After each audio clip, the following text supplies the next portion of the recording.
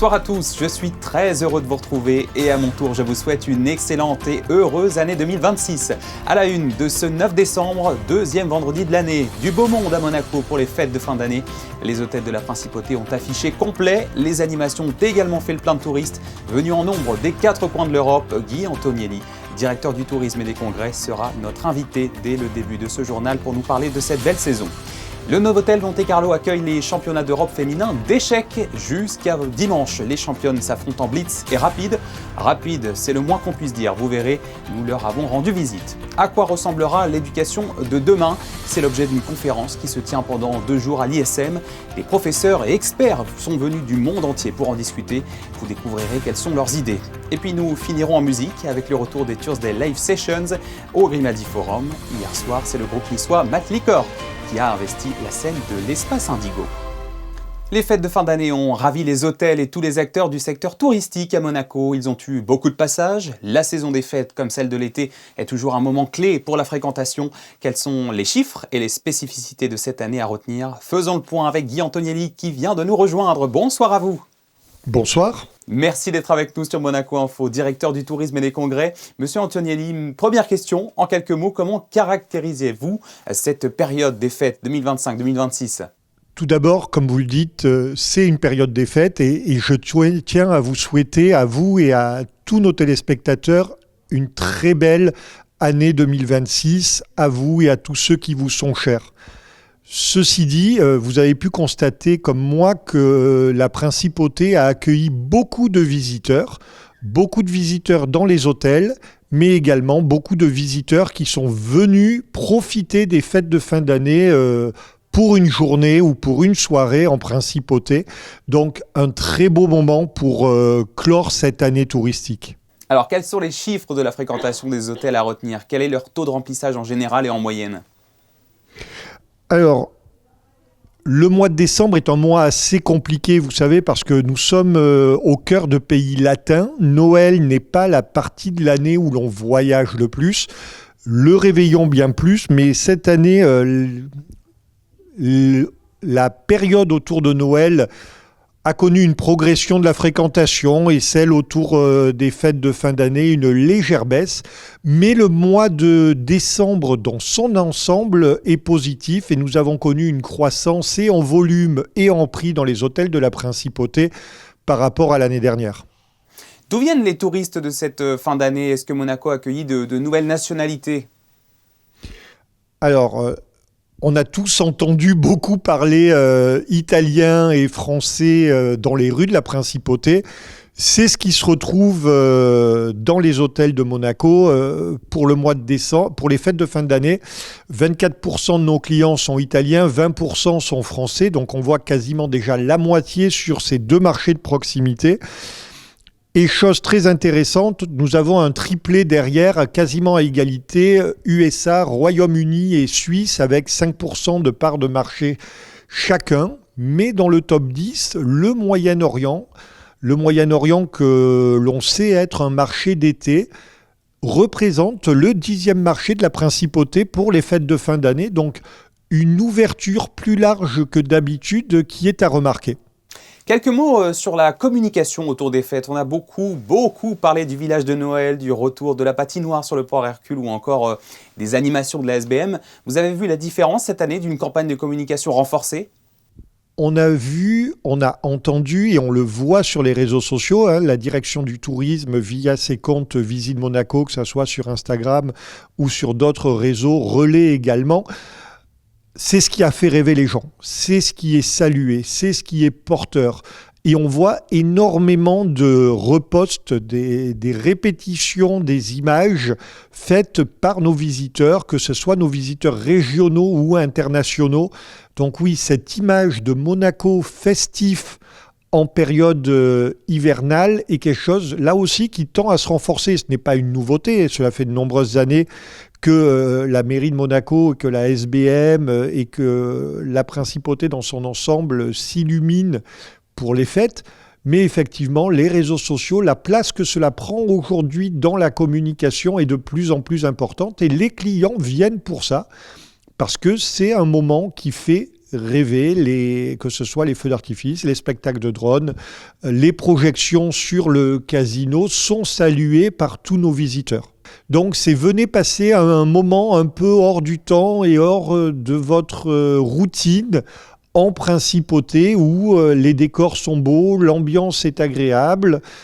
Et on le répète régulièrement, la qualité est là, la sécurité est là, la propreté est là.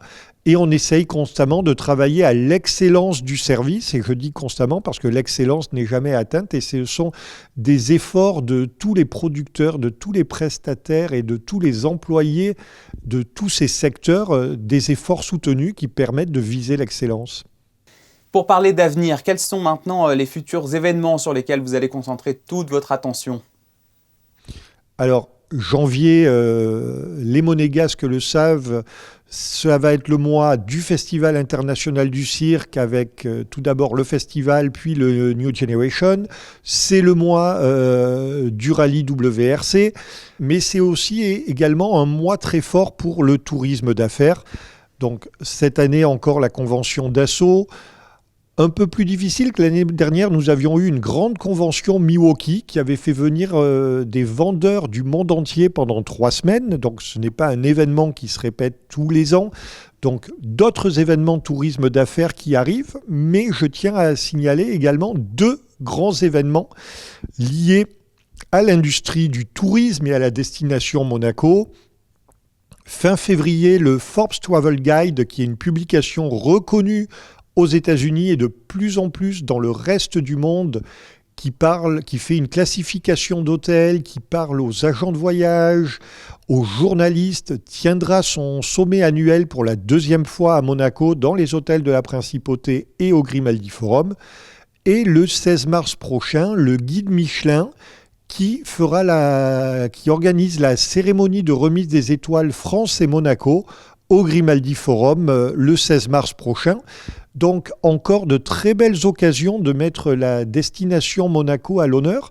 Et surtout, cela prouve l'image projetée par Monaco qui attire de plus en plus un grand nombre de médias étrangers. Voilà, et on sera nous aussi au rendez-vous pour suivre toute cette actualité. Merci beaucoup Guy Antonielli, directeur du tourisme et des congrès, d'avoir été avec nous pour tirer le bilan de cette excellente saison de Noël ce soir sur Monaco Info. Merci Théo, bonne soirée à vous. Au chapitre santé, un partenariat vient d'être reconduit entre l'Alliance Gavi et le gouvernement princier. Le Gavi, c'est cet organisme qui aide à vacciner plus de la moitié des enfants du monde contre les maladies infectieuses mortelles et invalidantes. Il était sur tous les fronts au moment de la pandémie de Covid-19. L'accord, qui existe depuis 2016, a donc été renouvelé ce matin au ministère d'État pour la période 2026-2030. Qu'est-ce que cela implique pour la principauté et quelle importance revêt cette signature ? Je vous propose d'écouter la représentante de l'Alliance Gavi d'abord et celle de Monaco pour la coopération internationale ensuite. Cette signature est particulièrement importante puisqu'elle renforce le partenariat entre Monaco et l'Alliance du vaccin Gavi et vraiment positionne l'importance de la vaccination au niveau mondial aujourd'hui. À un moment où on commence une nouvelle période stratégique. Notre partenariat avec Monaco est important puisque ça a été un partenariat dans la durée et surtout croissant pour soutenir des vies en fait. À Monaco, dans la coopération monégasque, la santé représente le secteur le plus important d'intervention et de financement, plus d'un tiers de nos financements. Et dans cette santé, il y a bien entendu des partenaires civils et puis il y a des partenaires multilatéraux, dont le Gavi, l'Alliance mondiale pour le vaccin. Et pour le Gavi, nous investissons pour cette période actuelle de 5 ans de reconstitution des fonds 1 500 000 €, soit à peu près 300 000 € par an. Donc on a choisi depuis notre partenariat qui a donc 10 ans cette année avec le Gavi de cibler certains pays parmi les plus fragiles et les moins avancés. Donc concrètement, le Burundi, le Mali, le Niger, le Burkina Faso depuis le début de notre partenariat et notamment ces 3 dernières années, le nouveau vaccin Palu avec le Burkina puis le Mali. En 21e journée d'Euroleague, la spectaculaire performance de l'ASM Basket hier soir qui a terrassé 101-92 le club de Valence, co-leader de la compétition. Malgré l'absence de dernière minute de Daniel Theis pour blessure, la Rocket Team s'est réveillée peu avant le quart d'heure de jeu et a livré une performance de haut vol en dépassant finalement la centaine de points à une allure folle. Avec une 5e victoire d'affilée, l'équipe s'est offert la 2e place du classement. Prochain rendez-vous jeudi 15 janvier, Monaco affrontera Paris sur le parquet de l'Adidas Arena. Du côté de la Coupe de France de football, cette fois, Monaco est attendu à Orléans demain pour les 16e de finale. Après leur victoire 2-1 face à Auxerre lors du tour précédent, les hommes de Sébastien Pocognoli comptent bien continuer l'aventure. Aventure qui se fera en revanche sans Paul Pogba. L'international ne fera pas partie du voyage ce week-end. Que peut-on malgré tout attendre de cette rencontre? Écoutez tout ce qui s'en disait en conférence de presse d'avant-match. Il n'y a pas de calcul. On a un match par semaine, on a la situation actuelle telle qu'elle est, on est ambitieux sur chaque compétition et on va aller à Orléans avec en tête que c'est le match le plus important de l'année et du week-end. Donc, et après on fera match après match comme je l'ai dit avant Lyon parce qu'on est dans cette démarche.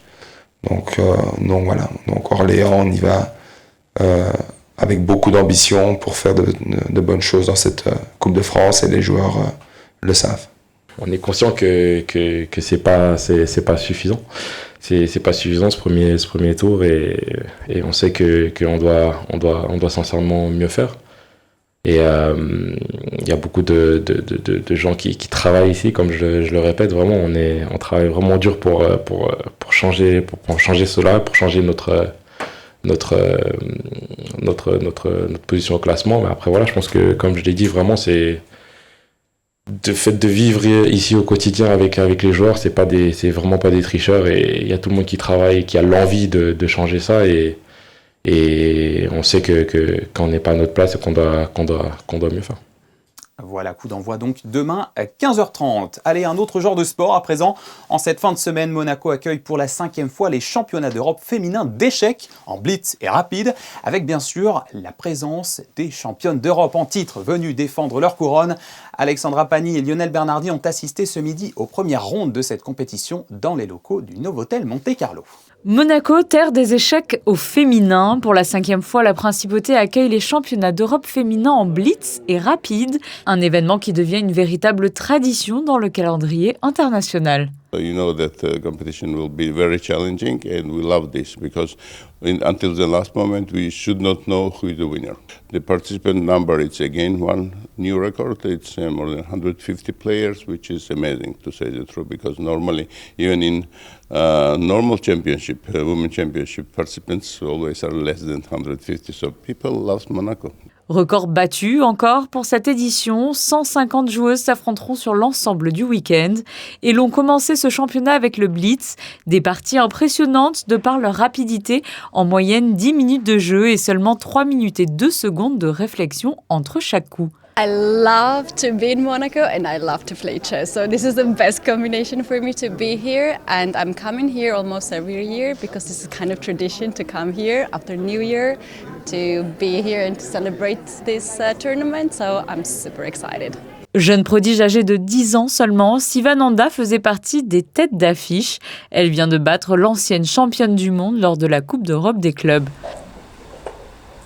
Mais il fallait compter aussi sur la jeune garde monégasque, car la fédération de la Principauté compte de nombreuses féminines dans ses rangs, à l'image de Mélissa, actuellement en sport-études échecs au collège Charles III. Donc il y a 3 minutes plus 2 secondes pour faire la partie. Et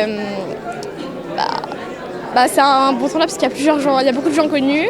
J'aime bien ce tournoi parce qu'on peut jouer contre des gens assez forts, alors que dans des tournois normaux on ne pourrait pas forcément. Moi j'aimerais gagner les prix moins de 1600. Et faire un bon score. Samedi et dimanche, le championnat se poursuit avec les parties rapides cette fois. Et si vous souhaitez suivre cette compétition, elle est retransmise en direct sur les plateformes spécialisées. L'International School of Monaco accueille une conférence intitulée For the Future of Learning qui s'intéresse, comme son nom l'indique, en anglais, aux méthodes d'éducation de demain. Autour de la table, des enseignants bien sûr, mais aussi des chefs d'établissement et des experts venus du monde entier pour 2 jours d'échange et de réflexion. Quelles sont leurs idées? Vanessa Dessy et Alexandra Paolini les ont rencontrées. C'est un événement tourné vers l'avenir où enseignants, dirigeants et experts croisent leurs regards. Innovation pédagogique, intelligence artificielle et bien-être structurent les échanges à l'International School of Monaco. 2 journées pour questionner les modèles actuels et imaginer l'apprentissage de demain. L'objectif de cet événement, c'est de partager les pratiques pédagogiques entre collègues du monde entier d'ailleurs et de développer des connexions, mais aussi de développer l'apprentissage de nos élèves, de trouver des techniques innovatrices sur la pédagogie pour que nos élèves apprennent encore mieux. L'école de demain se dessine déjà plus inclusive, plus humaine, résolument tournée vers l'innovation. L'intelligence artificielle y devient un outil, jamais une finalité. Le bien-être et l'esprit critique prennent autant de place que les savoirs académiques. Je pense que oui, nous sommes à l'aube d'un développement technologique assez important dans l'éducation, surtout avec l'intelligence artificielle. Cependant, je pense que les écoles et les salles de classe ne changeront vraiment jamais. On aura toujours besoin de professeurs, on aura toujours besoin d'écoles, parce qu'en fait l'apprentissage quand même se fait le mieux dans un environnement social. À Monaco, cette réflexion prend tout son sens. La principauté s'affirme comme un laboratoire d'idées et d'innovation éducative. Un territoire à taille humaine tourné vers l'international où l'école de demain s'invente dès aujourd'hui. Le Grimaldi Forum a démarré l'année avec un premier concert des fameux Thursday Live Sessions à l'Espace Indigo. Vous connaissez peut-être le concept, un concert gratuit où l'on peut venir boire un verre et se restaurer en musique donc. Et ce jeudi, c'est Malt Liquor qui a investi la scène, un groupe qui ne vient pas de très loin, il est de Nice. Reportage de Fabien Bonilla, Arnaud Imbert et Julien Laugier. Ils sont 4 Niçois dans le vent. Le quatuor Malt Liquor est un groupe de rock fondé en 2016. Les 4 amis sont auteurs, compositeurs et interprètes de tous leurs titres. Les spectateurs de ces Thursday Live Sessions ont pu écouter du rock anglo-saxon, mais pas que. Malt Liquor, c'est un groupe de 4 amis en fait. Et nous, on s'identifie comme, je dirais, du rock alternatif, parfois un petit peu métal et parfois un petit peu pop. Et voilà, c'est ça qu'on envoie, un maximum d'énergie sur scène et puis voilà. Vous êtes quand même des 4 Nissards. Vous jouez un peu à domicile là ? Là, à Monaco, on joue à domicile. C'est la première fois qu'on fait le Forum Grimaldi, donc c'est un vrai plaisir. Et puis oui, on joue à domicile, la Côte d'Azur, magnifique. Ces 4 potes ont sorti récemment un EP, Naikan. 5 titres avec une véritable signature sonore, des compositions puissantes et des textes affirmés, portés par la voix de Morgane. Notre EP, il a été conçu donc en Ardèche. C'est là qu'on fait nos EP et tout ce qui sort un peu du groupe, on le fait en Ardèche dans une maison de famille. Et en fait, c'était plus un EP sur l'introspection et justement ce cheminement vers aller mieux. Donc ça parle un peu de ça, il parle de ça, Naikan. Les projets, albums, EP, qu'est-ce que vous projetez de faire ? Là, on est sur un projet donc, qui est en finalisation. Donc il devrait sortir mi-mars, fin mars. Ce prochain EP, il se veut un petit peu plus pop. Donc on a essayé d'aller voir un peu vers la pop. On l'a fait en été, cet EP-là, enfin pour l'été. Donc il se veut un petit peu plus pop. Mais sinon, ça garde la même énergie, ça garde le même mouvement. Et voilà, c'est Malt Liquor toujours. Premier Thursday Live Session de l'année pour le Grimaldi Forum. Et prochaine date, le 19 mars, avec de l'électro-rock teinté de groove et de funk, avec Radical Ronron, mené par l'énergique chanteuse Emily.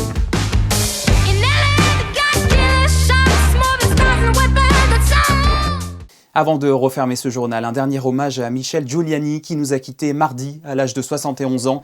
Une cérémonie s'est tenue ce matin en l'église Saint-Michel de Menton, ville où il était installé depuis de nombreuses années. Beaucoup de monde était présent, comme vous le voyez, pour saluer la personne et l'immense carrière de cette figure de la production télévisuelle à travers Canal 40, Nice Télévision et Azur TV, ou par ses 30 ans de production de matchs des Coupes du Monde et des Euros de football.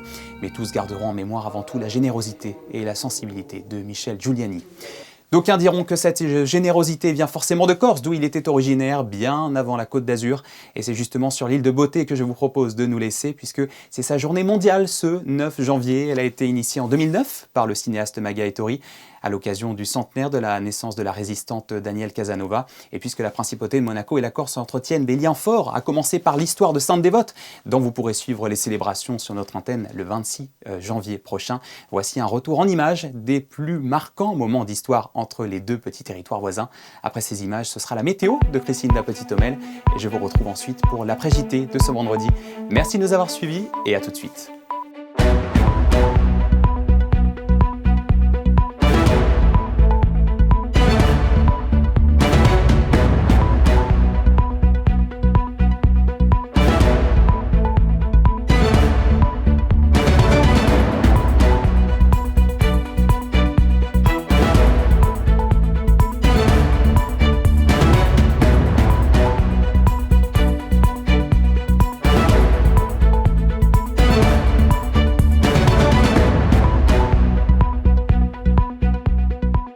Retrouvez la météo avec Suisse Courtage, le spécialiste de l'assurance à Monaco depuis plus de 35 ans. Notre expertise à votre service. Bonsoir à tous. Demain, samedi 10 janvier, beau temps sur la Principauté, un ciel lumineux toute la journée avec des températures comprises entre 7 et 12 degrés. Des conditions agréables pour profiter du bord de mer, pourquoi pas. Et puis sinon, demain, nous fêterons la Saint-Guillaume, prénom porté par Guillaume Apollinaire, grand poète français, figure majeure de la modernité. C'était la météo avec Suisse Courtage, le spécialiste de l'assurance à Monaco depuis plus de 35 ans. Notre expertise à votre service.